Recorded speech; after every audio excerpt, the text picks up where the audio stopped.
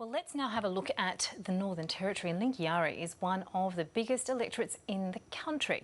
From urban centres including Alice Springs, Katherine and Tennant Creek to the remote Indigenous communities and Christmas Island. Labor's Warren Snowden has held the seat since 2001. He has a margin of just under 1%. He's up against the Country Liberals' Tina McFarlane. Joining us now is reporter Shuba Krishnan for more on what voters in the Northern Territory electorate of Lingiari are thinking. And have you been speaking there to many people there, Shuba Krishnan, as they make their way to the polling booths?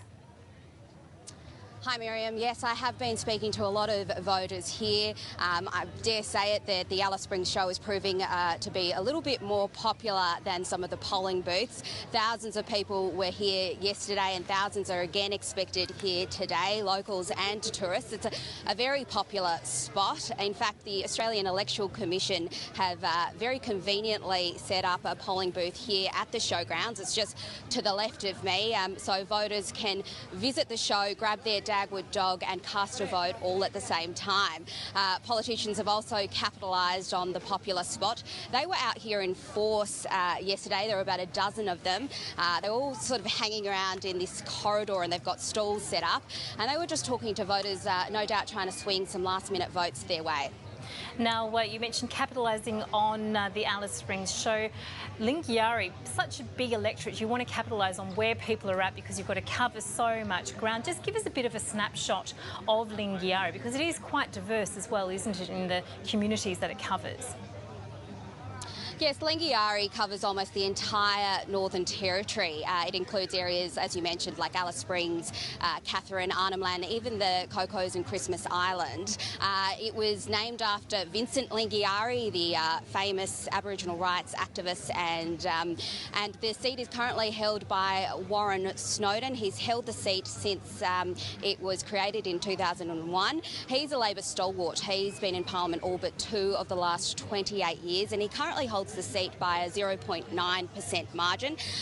But it was a bit of a wake-up call from him last election, in the 2013 election. He only narrowly retained his seat. Only about 800 votes separated him and his opponent, Country Liberals opponent, Tina McFarlane.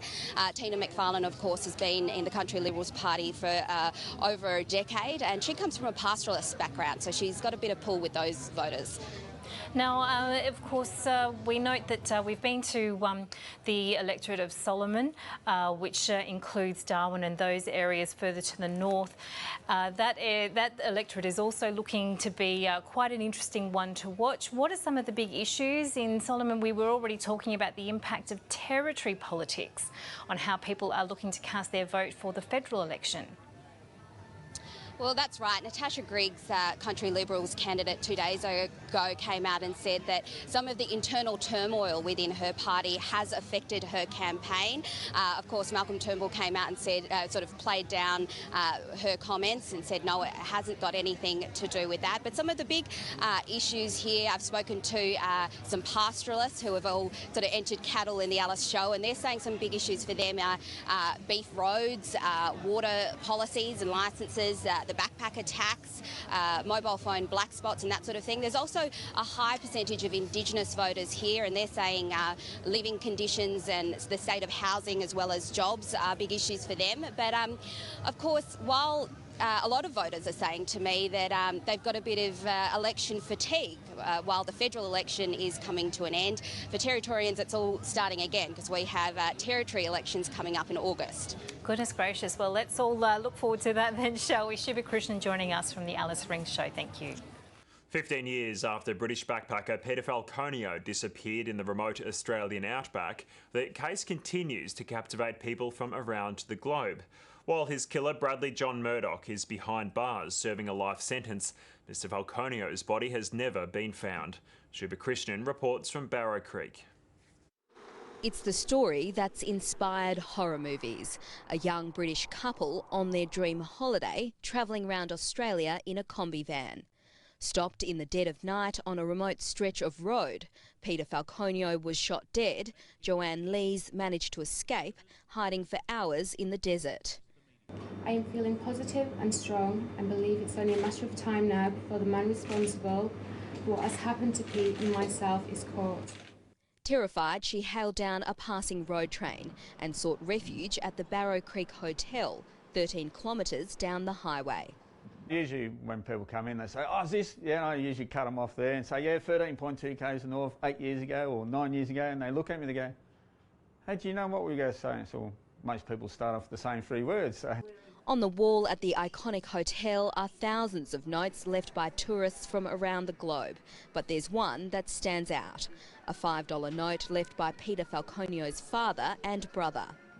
If you happen to turn up, you can actually use that to buy himself a drink with. So at the moment, it's still sitting there 15 years later.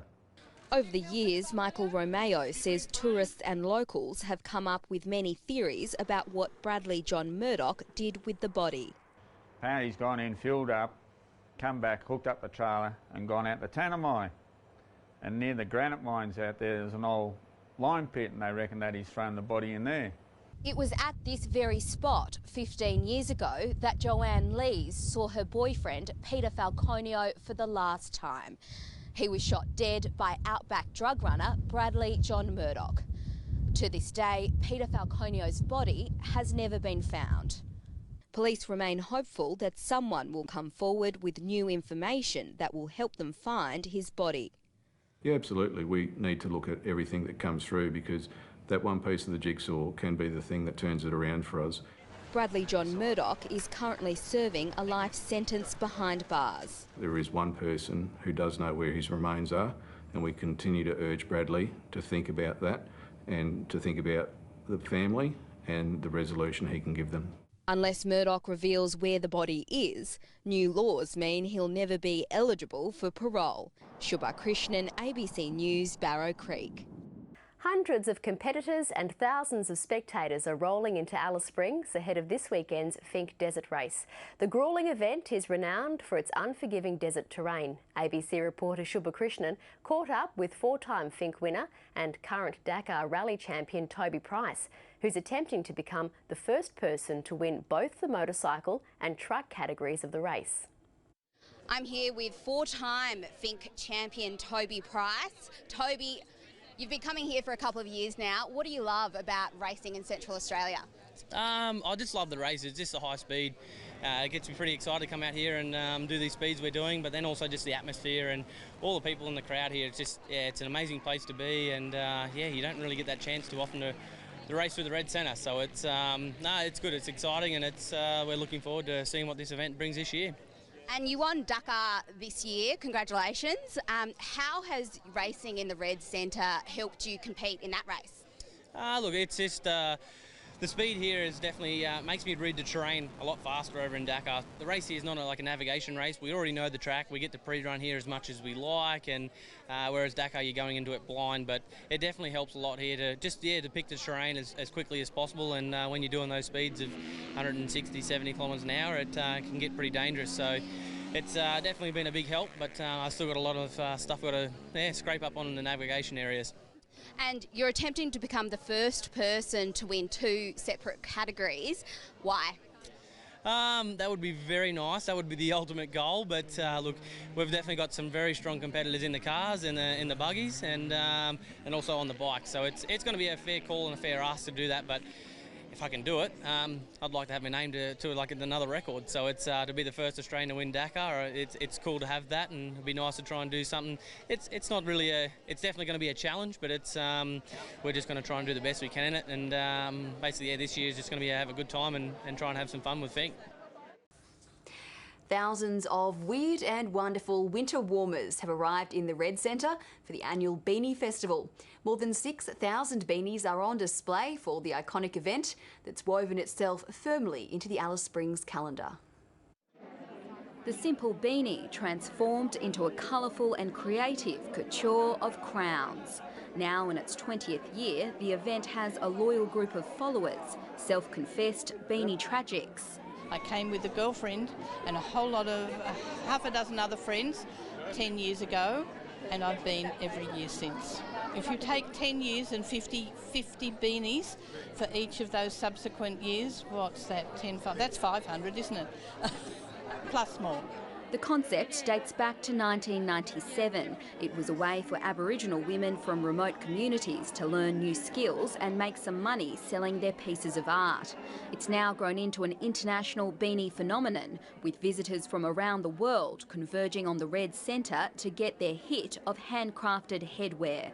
Being so far away, we've made a real effort to come. It's been on the bucket list, so to speak. These aren't your average woolen winter warmers. These beanies are truly pieces of art. There are over 300 entries in this year's International Beanie Competition, and there's a beanie here for everyone. Well, maybe not everyone. This beard beanie is made from human hair, and this one will leave you $3,000 out of pocket. Oh, it's brilliant, isn't it? And everyone's really nice, like the people involved are great. Winter woolies bringing all kinds of colour to the Red Centre. Shuba Krishnan, ABC News, Alice Springs.